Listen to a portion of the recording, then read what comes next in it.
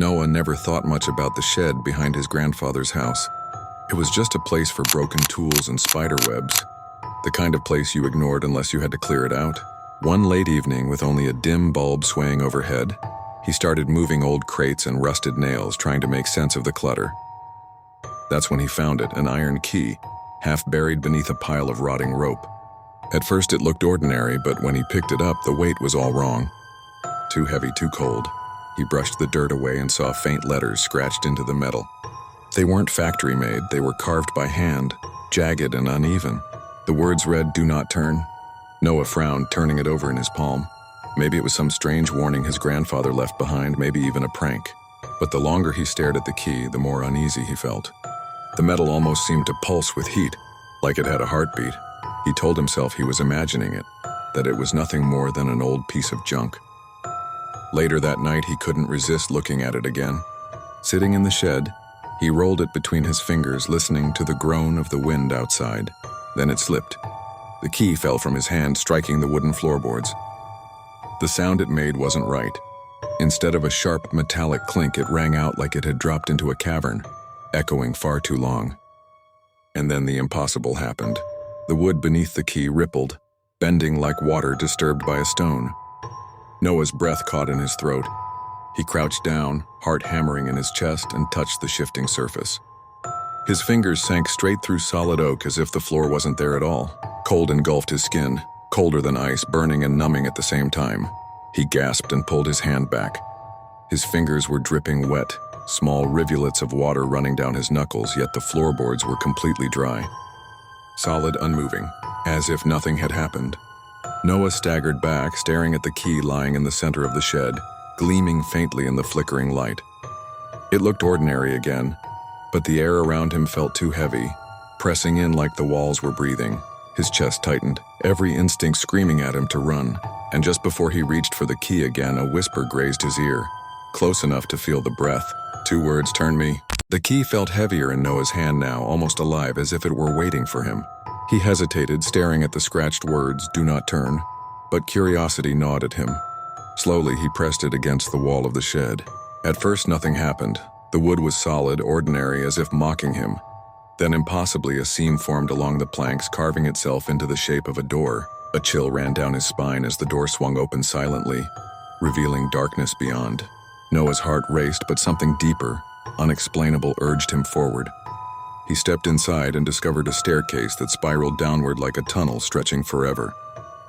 The air smelled faintly metallic and old, and the faint sound of dripping water echoed in the distance. At the bottom, a hallway unfolded, lined with mirrors on either side. Noah froze. The mirrors didn't reflect him. Instead, each one showed a different shed, each eerily similar to the one he had just left. Some were empty, some had people, but all felt wrong, like echoes from other worlds. He took a step forward, and in one mirror he saw a figure raise its hand. A perfect reflection of him. But the figure was waving directly at him. Panic surged. He tried to step back, but the floor seemed longer than the staircase, stretching endlessly beneath him. The figure smiled, a slow, deliberate movement, and mouthed the words, "Come closer." Noah's chest tightened. Something about the gesture felt impossibly real, threatening. He realized that the mirrors weren't just glass, they were windows into something beyond comprehension. His hand shook, almost reaching for one, when a voice whispered from behind the reflection, low and cold, "You don't belong here." Noah stumbled back, heart pounding, and the reflection winked before vanishing, leaving only his own terrified expression staring back. The hallway seemed to shiver, the air vibrating with an energy that made the hairs on his arms stand on end.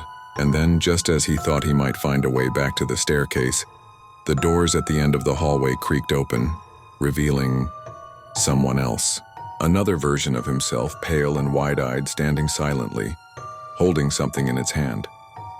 Noah tried to speak, but no sound came, and before he could move, the other version stepped forward and disappeared into the darkness, leaving the hallway empty and echoing with a single, chilling thought. He wasn't alone, and something was coming for him. The mirrors stretched endlessly on either side of Noah, their surfaces cold and unyielding, yet impossibly alive. He couldn't take his eyes off the reflection that had waved at him before. It was still there, staring, except now it moved independently, mouthing words he couldn't hear. Then it spoke, not in sound but in thought, a voice that pressed directly into his mind. "Help me." A chill shot down Noah's spine, and instinct screamed at him to turn and run, but curiosity rooted him to the spot.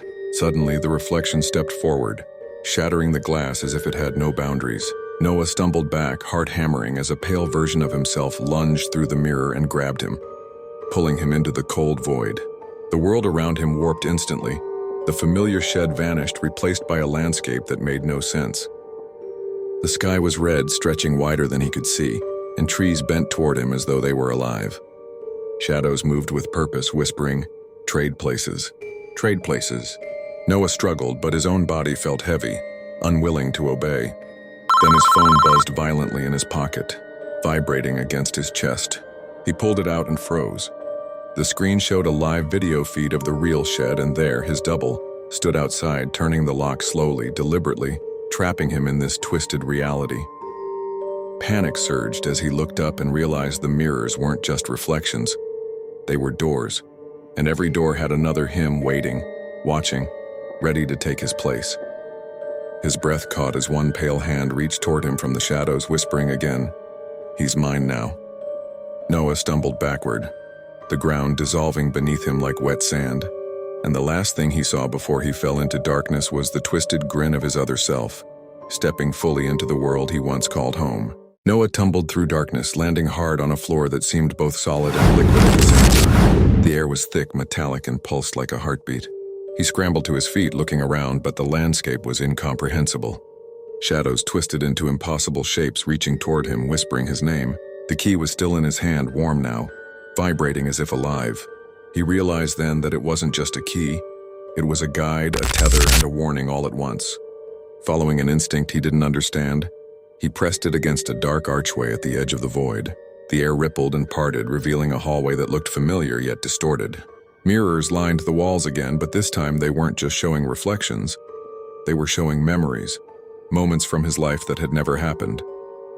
Faces he didn't know smiled at him, cried, begged for help. Panic surged. He ran, but the floor stretched endlessly beneath his feet, always moving, never ending. One mirror shimmered and his reflection stepped out again, older, twisted, eyes black and hollow. It raised a finger and pointed behind him. Noah spun around, heart hammering, and froze.